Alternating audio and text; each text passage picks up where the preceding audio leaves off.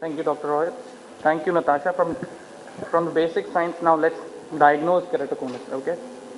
So I've divided this presentation into elevation-based topography, followed by the biomechanical aspect in keratoconus, and a few slides on aberrations in keratoconus. So let's discuss about elevation-based topography. So we have the slit scanning devices, we have the single shine plug, now latest we have the dual shine plug devices. Starting with the slit scanning, which is the OP scan.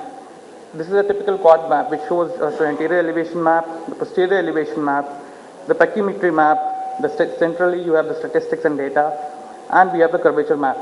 So in keratoconus, you are likely to see a posterior flow difference of more than 0.050, an irregularity index at the 3 millimeter and 5 millimeter zone of more than 1.5 and more than 2.5 respectively. When you see the thinnest point on the cornea, which is around 20 microns thinner than the central pachymetry, and the thinnest point will be lying outside the central 3 millimeter of the cornea, you take your cursor to the keratometric mean power map, and then at that steepest point, the corresponding K reading is more than 48 diopters.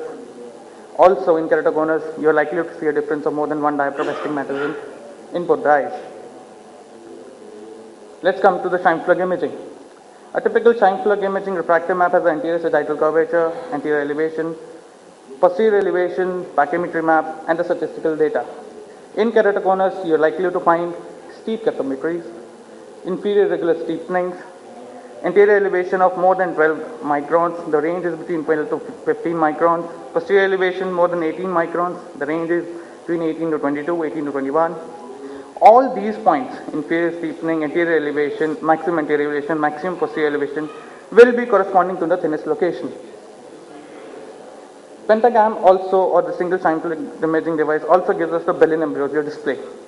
So we are likely to find in keratoconus an abnormal spatial profile or a percentage thickness profile. So you have a red line here.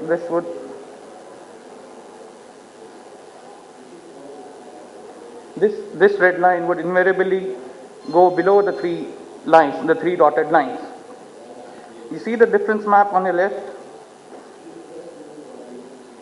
In the difference map, you are likely to find a red zone here. Here it's a yellow, so it's suspicious. Also, the D value, the cumulative D value would be more than 2.6. So there is a new device, which is the Galilei, relatively new, you can say, which uses the best fit toric A-sphere, which is the qualitative representation of the corneal symmetry.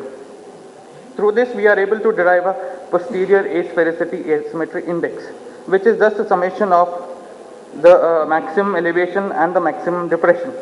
It also gives us the keratoconus probability indices, a KPI of more than 30%, which is suggested, that is more suggestive of keratoconus. Now let's apply this knowledge. So we had a patient who is a 27-year-old male, has a stable refraction for 2 years and wants LASIK. He has a spherical, right eye spherical of -3 with a cylinder of -0.75, left eye a sphere of -3.75. We see the pentagram. There is slight, you can say, asymmetric brow tie here. You see that the anterior elevation is within normal limits. Posterior elevation, one point is 18, and this is correlating to the thinnest location. Left eye is unremarkable. We see the spatial profiles in both the ends. It is normal in the right eye, but on the left eye, there is slight dip. So what to do next? So we did the Galilei, and we found that the AAI, the posterior asymmetry index, was 27 in the left eye and 25 in the right eye. So we planned to observe. Moving on, the topography never gives us an idea about what is the strength of the cornea, what is its biomechanical strength. So for that, we need devices such as the ocular response analyzer or the Corvis ST. We have extensively worked on the Corvis ST and found that in corneal ectasia or keratoconus, there is significant increase in the deformation amplitude. The deformation amplitude is the distance which the cornea is traveling from its baseline to the highest concavity. And also there is significant increase in corneal oscillations. A deformation amplitude of more than 1.1 is suggestive that the cornea is biomechanically weak. We can also use biomechanics to follow up our patients, as the biomechanically stability comes first Then comes the topographic stability. Moving on. So this is a patient, right eye of the patient with these parameters. Has a thinnest corneal thickness of 502. The posterior elevation is unremarkable and has a refractive error of minus 4.25. He wants LASIK. But we see the deformation amplitude here. It's around 1.27. As I have noted that in our studies, we have found it's around 1.1 to 1.15, which is normal. So we observe this patient. Moving on to another case. So the cases are a little flat, but there is asymmetry. The posterior interior elevation is normal. The posterior elevation is also normal. The thickness is good in this patient. Also, the Bellin difference map is also normal. But remember, the cornea is more than 500 microns, and you see the deformation amplitude here. It's 1.29. Do we expect 1.29 in this patient? No. Hence, we plan for an observation and then follow up. Ultimately, whatever you do, you have given the patient treatment, you follow up the patient. The patients always want good vision, and only good vision. So, what is hampering good vision in them?